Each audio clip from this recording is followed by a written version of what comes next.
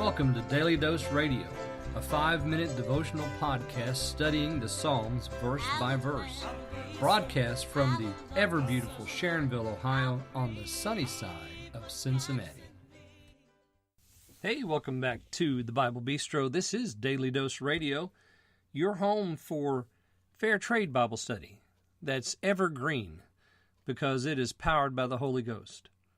Today we're looking at Psalm 78, and we're going to be studying verses 59 through 64. And here we have again God's response to his people. I said yesterday that this wheel and woe of revival, it just keeps happening.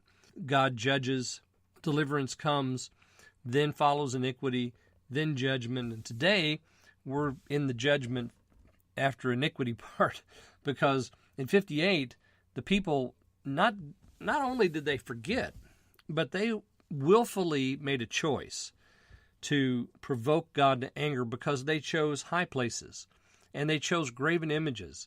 And this was after the law had been given them. So they knew better, and yet they did it anyway. And this provocation comes over into verse 59, and in verse 59 we have these words. When God heard this, then what's the this? The this is their high places.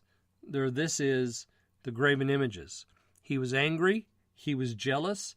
Verse 59 says, he was wroth and greatly abhorred Israel, so that he forsook the tabernacle of Shiloh. All right, now that word Shiloh is an interesting and a very important marker, because if you recall, the tabernacle of Shiloh, we find it active in the first chapters of 1 Samuel, because that is the tabernacle that Eli was the high priest of, the tabernacle that was at Shiloh. And we're further told that this is that place because it says the tent which he placed among men and delivered his strength into captivity and his glory into the enemy's hand. Here's the story of Eli's sons who carry the Ark of the Covenant into battle. And because of the people's sinfulness and because of Eli's sinfulness, he destroys the army of Israel, and the ark goes into the hands, into the keeping of the people of the Philistines. He gave his people over unto the sword and was wroth with his inheritance.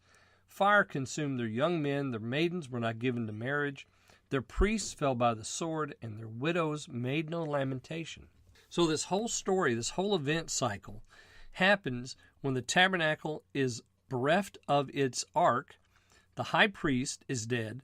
His sons are dead. The ark goes into the hands of the Philistines, and it comes back rather quickly, but it stays out of play for 20 years. It's not until David's time that the ark returns to prominence, and he brings it to Jerusalem. So the tabernacle was still there, but it was just had collected dust. I mean, maybe people were going there for sacrifice, but the presence of God wasn't there. And they didn't even, although they knew where the ark was, they didn't bother to go get it. So the tabernacle, that must have all been very dysfunctional. Those years, those 20 plus years, must have been very dysfunctional for the people religiously. And you see that reflected here in these verses.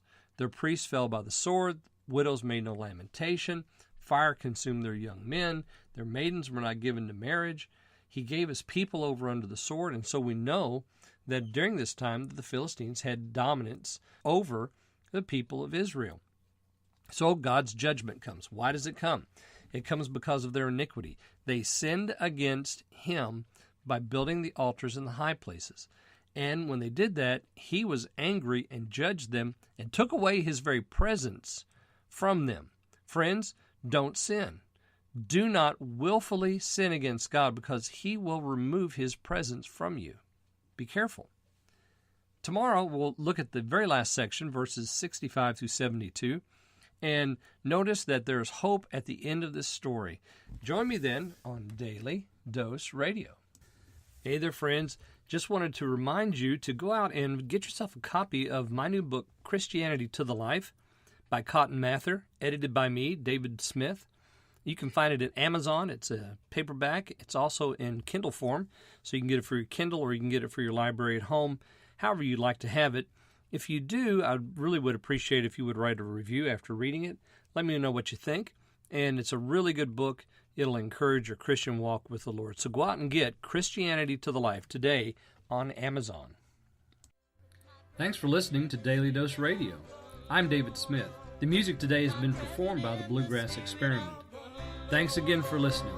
I'll see you next time on Daily Dose Radio.